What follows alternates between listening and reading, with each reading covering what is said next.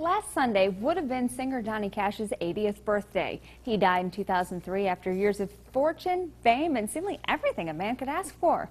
But he also struggled with years of drug abuse, divorce, and family problems.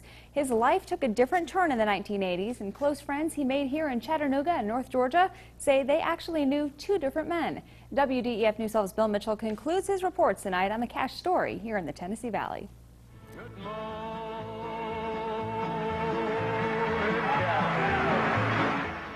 Johnny Cash had regained control of his life by the 80s and the 90s.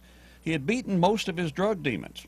Johnny credits Walker County Sheriff Ralph Jones with helping him get to that point. He spent a night in their jail there in the late 60s. Ralph talked to Johnny that next morning, talked to him for a long time about trying to get straightened out. After Cash changed his lifestyle, Jones, Edwards, and some of the other city leaders went to see him in 1970. They wanted to ask a favor. They wanted a live show in Lafayette to raise money. Cash agreed, and more than 20,000 fans showed up that November. A fiery ring.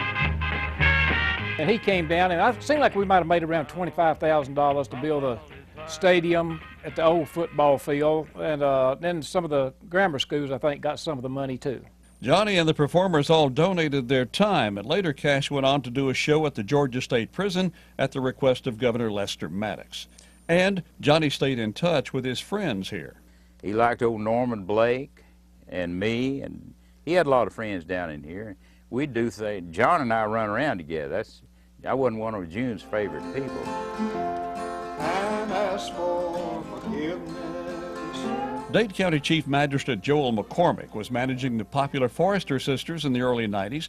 They met Cash after a show in Minot, North Dakota. He had his wife with him, and he introduced me to June, and he said, would it be possible for us to come out and meet the girls? And they came out at that point and got on the bus and sat for about 3 or 4 hours then talking about antique stores. But back home in Nashville, Cash was a little more particular about those he hung around with. John said, let's get the heck out of here. He said, Elvis and his goons are coming over.